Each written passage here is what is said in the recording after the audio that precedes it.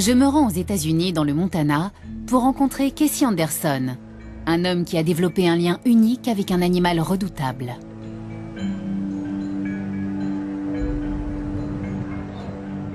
Il doit faire 500 kilos au moins.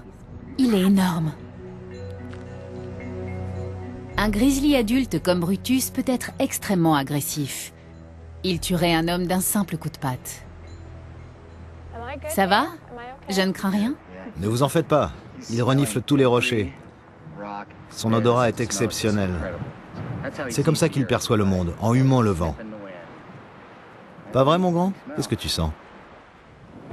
Je mobilise toute mon énergie pour rester là, vous savez. Le grizzly est un animal qu'on nous apprend à craindre. Il pourrait me découper en deux, j'imagine. Il en est capable. C'est en lui et il ne faut jamais l'oublier. J'y pense tout le temps. Ça peut se produire. Je dois rester sur mes gardes, le respecter et espérer que ça n'arrive pas. Il pourrait déplacer ce rocher. Il y a quelque chose qui force l'humilité chez un ours. Il n'est même pas conscient de sa puissance. De temps en temps, il se dresse sur ses pattes arrière pour me faire un câlin, mais avec ses griffes. D'ailleurs, à lui seul, son bras doit peser aussi lourd que vous. Oui. Sauf qu'au bout, il a des couteaux à steak. Quand il donne une tape dans le dos, ça fait mal. Ça peut briser les os. Pour l'instant, il est très calme. Ses oreilles sont tournées vers l'avant tranquillement. Il fait des gestes lents et réguliers. S'il s'échauffe, il va faire du bruit et se mettre à souffler très fort. Son corps va se durcir, ses oreilles vont vraiment pivoter vers l'avant. S'il est en colère et non pas nerveux, ses oreilles vont se rabattre vers l'arrière, il va grogner et montrer qu'il est furieux. D'accord. La plupart des animaux préviennent avant d'attaquer. Si vous tombez nez à nez avec un ours, sa première réaction est d'avoir peur. Il se demande ce que vous allez faire. Alors si vous faites « Ah !» comme presque tout le monde... C'est pire. Si je peux m'approcher si près de Brutus, c'est parce qu'il a toujours vécu avec Casey.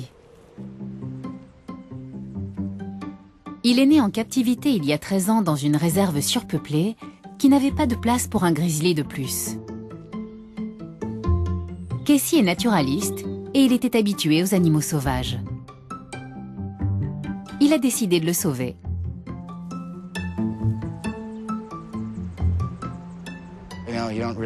On ne prévoit pas franchement d'adopter un grizzly. C'était un super ourson. J'ai tout de suite vu qu'il n'était pas comme les autres. Je devais à tout prix faire mon possible pour qu'il ne soit pas euthanasié.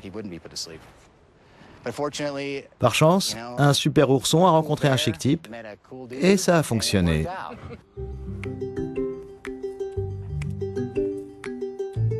Adopter Brutus a changé leur vie à tous les deux. Depuis 13 ans, Casey et son grizzly multiplient les plateaux de télévision dans l'espoir de changer la perception que les hommes ont des ours. Je ne veux surtout pas donner l'impression que c'est normal. On ne fait pas de câlin à un grizzly. Mais il ne faut pas non plus en avoir peur. La vérité est entre les deux.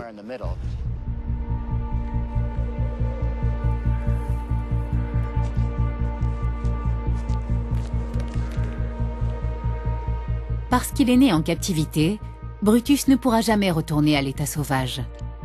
11 ans après leur rencontre, Casey a utilisé l'argent gagné ensemble pour offrir à son ours une réserve exclusive. Maintenant que Brutus est adulte, Casey ne peut plus jouer avec lui. Ce qui ne les empêche pas de rester proches. Mais plus il se détache de l'ours, et plus son vieil ami se montre imprévisible. Quand Brutus était tout petit, Casey pouvait vraiment interagir avec lui. Mais cette époque est révolue. Brutus pèse près de 500 kilos. C'est un très très gros animal. Un simple geste d'affection envers Casey pourrait le blesser gravement, peut-être même le tuer. Ce qui les unit n'a rien de la relation habituelle d'amour et d'affection. Je vois plutôt entre eux une connaissance intime du langage corporel de l'autre, une confiance et un respect mutuel. C'est déjà en soi un lien très particulier et très fort. Vous êtes triste de ne plus échanger avec lui comme quand il était petit? Je regrette cette époque. On s'amusait bien. Ça me manque qu'il n'ait plus autant besoin de moi. Les choses ont évolué. Je réfléchis beaucoup plus à la façon de me comporter, je fais beaucoup plus attention, par respect pour lui. Quand on nous voit ensemble, on pense de deux choses l'une. Tout d'abord, que je vais me faire tuer un jour, et que je suis un imbécile, ou bien que je suis un héros à qui on a envie de ressembler, surtout les enfants.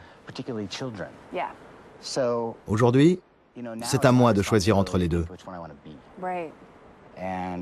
Je choisis d'être un héros. Ce qui veut dire ne pas prendre de risques. Car s'il arrivait quelque chose, et c'est une possibilité, ce serait lui qu'on accuserait. Tout ce que j'essaie de transmettre sur les Grizzlies, leur côté positif, tout serait balayé instantanément. Je ne peux pas laisser faire ça. Non.